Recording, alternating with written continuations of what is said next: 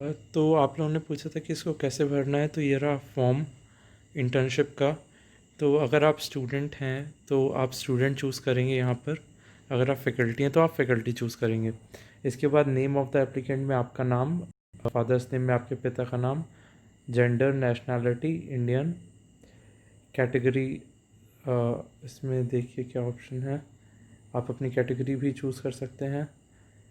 Date of birth जो आपके official documents पर हो वो डेट ऑफ बर्थ आएगी। परमानेंट एड्रेस, आपका परमानेंट एड्रेस चाहिए उनको। स्टेट, सिटी, ये सब बता दीजिएगा। करस्पॉन्डेंस एड्रेस तो सेम भी हो सकता है, अलग भी हो सकता है, वो आपकी जिम्मेदारी, आपके ऊपर है। मोबाइल नंबर, आपका मोबाइल नंबर जिस पे टेक्स्ट वगैरह आ सकते हैं या अपडेट्स आती हैं, उसको प्लीज़ यहाँ पे फिल करें। मोबाइल नंबर करेक्ट जो चल रहा हो उस समय। ईमेल आईडी ज़रूर मेंशन करें। ईमेल आईडी फिर से, हाँ। तो क्वेश्चन यहाँ पर है, सबसे पहले ब्लॉक में क्या भरा जाए। सबसे पहले जहाँ आप देख रहे हैं 10th HSLC लिखा हुआ है, क्योंकि आप देखें यहाँ पर ग्रेजुएशन में तो कॉलेज यूनिवर्सिटी दिया हुआ है, और पोस्ट ग्रेजुएशन में भी कॉलेज यूनिवर्सिटी दिया हुआ है, और 10th 12th में कॉलेज यूनिवर्सिटी नहीं दिया हुआ है। तो आप यहाँ पे 10th और 12th में अपने कॉलेज या अपने स्कूल का नाम लिखें यहाँ पर।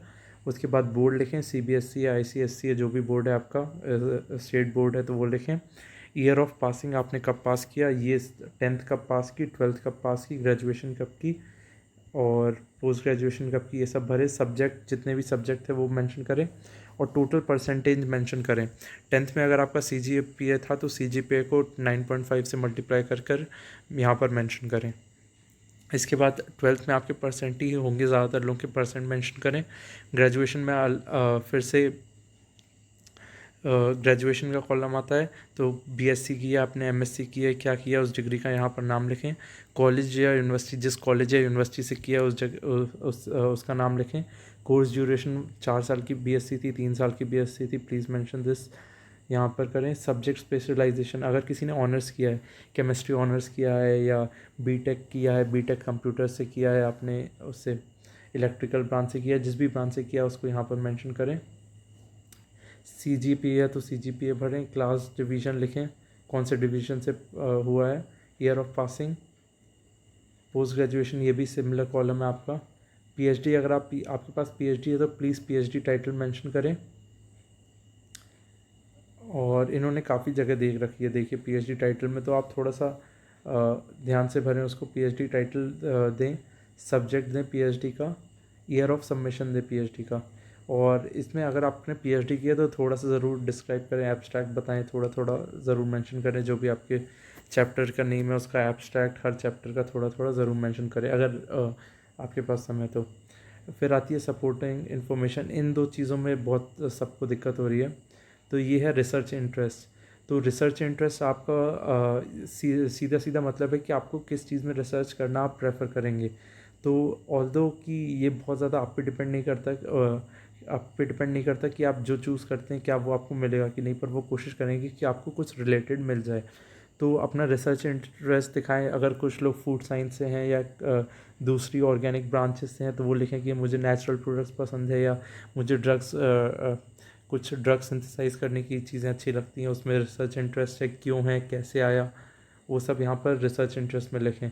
कई लोगों को रिसर्च का ज़्यादा आइडिया नहीं है, तो हमारे कुछ वीडियोस हैं वो उनको प्लीज़ क्लिक करके पहले देख लें, और वैसे ही सब कुछ इसमें लिखें। लिंक जो है डिस्क्रिप्शन बॉक्स में दे दी जाएगी, तो उसको वहाँ से देख लो कौन कौन से टॉपिक हैं, वो वहाँ पे भर देना रिसर्च इंटरेस्ट में। ठीक है। आप मेंशन कर सकते हो इनऑर्गेनिक में, मतलब ये भी बोल सकते हो इनऑर्गेनिक में मुझे सिर्फ स्ट्रक्चर्स जो इनऑर्गेनिक स्ट्रक्चर्स होते हैं, लेटेस्ट होते हैं, वो पसंद है। मतलब आपको क्रूडली बताना है कि आपको क्या पसंद है। और यहाँ पे लिखा है 1000 वर्ड्स। 1000 वर्ड्स पे मत जाना, कोई उनके पास हज़ारों एप्लीकेशन आती हैं, तो आपको 1000 वर्ड्स लिखने की कोई ज़रूरत नहीं है। आप लिखिए मैक्स टू मैक्स 2 पैराग्राफ्स और मिनिमम 1 पैराग्राफ। अगर आप उसी को उस पर 3 4 पैराग्राफ लिखने के बजाय एक पैराग्राफ को अच्छा लिखेंगे तो आपकी एप्लीकेशन ज़रूर सेलेक्ट हो जाएगी। फिर आता है स्टेटमेंट ऑफ पर्पस।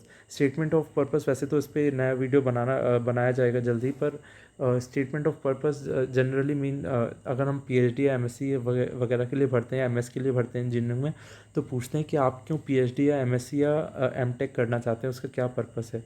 फिर वो पूछते हैं इसमें क्या एडवांसेस हुए हैं, आपको कितनी नॉलेज है इस फील्ड में, आप क्या करना चाहते हैं, आप क्या ऑफ़र करेंगे सीएसआईआर को या कंट्री को, ये सब पूछते हैं। तो इसके लिए मैं आपको प्रेफर करूँगा, क्योंकि बहुत सारे वीडियोज़ हैं यूट्यूब पर, उनको जाकर देखिए। स्टेटमेंट ऑफ पर्पस पे रिसर्च डालिएगा, एसओपी फॉर रिसर्च, बहुत सारे वीडियो आएंगे, उनको देखकर यहाँ पे भरते हैं। फिर आता है सीएसआईआर प्रेफरेंस लैब। तो यहाँ पे बहुत सारे ऑप्शन आपको दिए जाएंगे जो सीएसआईआर ही ऑफर कर रहे हैं।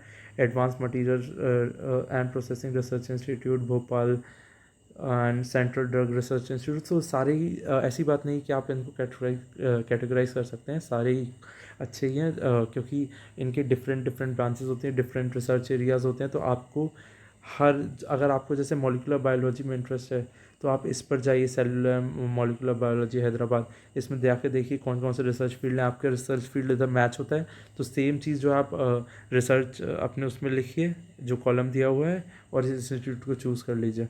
जैसे मैंने ये कर दिया। आप तो ऐसे आपको 3 चूज़ करने, प्रेफरेंस ऑर्डर है ये, ठीक है, कि आप कौन से उससे करना चाहेंगे। तो आपको जब हमारा वीडियो या कोई भी वीडियो देखने के बाद इसमें पता चलता है कि कौन सा आपको एरिया में रिसर्च करना है, तो उसको यहाँ पर लिख दें, सॉरी। और अब आती है रेफरेंसेस की बात। तो यहाँ पे देखो तुम लोग, from the current head of the institute with email and contact number.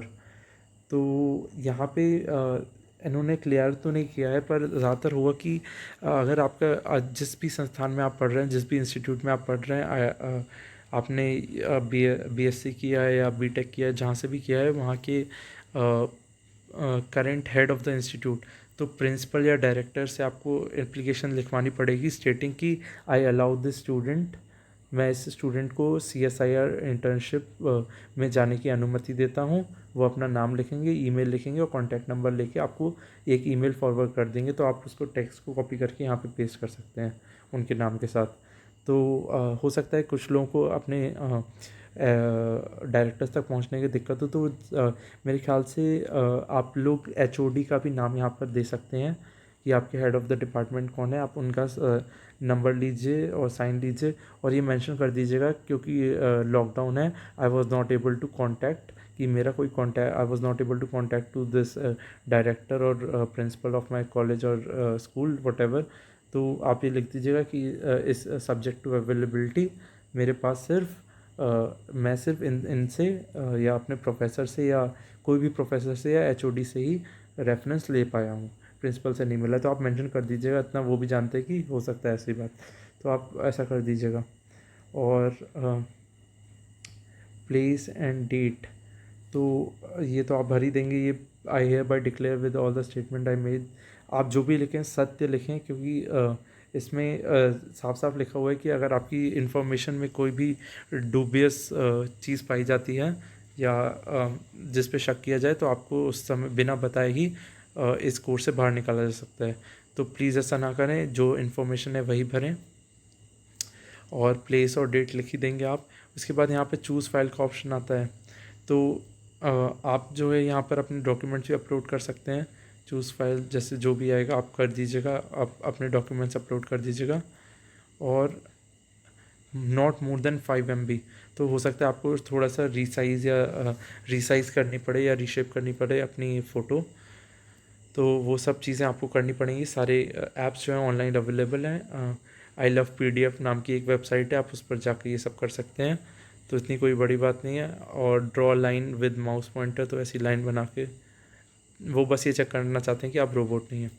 तो ये हुआ फॉर्म भरने का प्रोसीजर। अगर आपको कोई भी दिक्कत हो तो प्लीज़ हमें कमेंट बॉक्स में बताएं, हम आपकी मदद ज़रूर करना चाहेंगे। और क्योंकि आप इसमें पूछा है जो रैंकिंग पूछी हुई है CSIR की, तो मैंने ये सर्च किया है गूगल पे CSIR रैंकिंग, तो इसमें बहुत सारे CSIR दिख रहे हैं और उनकी रैंकिंग का एक ऑलरेडी रैंकिंग का किसी ने रैंकिंग कर रखी है उसकी।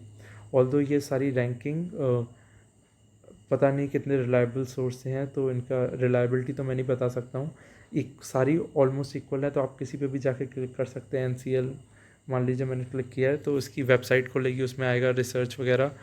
तो आपको पर्सनली हर CSIR की साइट पर जाके ये पता लगाना होगा कि, तो जैसे मैंने रिसर्च पे क्लिक किया, बहुत सारे ओवरव्यू आ गया हम क्या क्या करते हैं, तो ये सब वहाँ पे आपको मिल जाएगा। रिसर्च पे क्लिक करेंगे, रिसर्च ऑर्गेनाइजेशन, रिसर्च थीम्स, तो ये सारी बातें हैं। और कोई भी दिक्कत आए तो प्लीज़ हमें कमेंट बॉक्स में बताएं।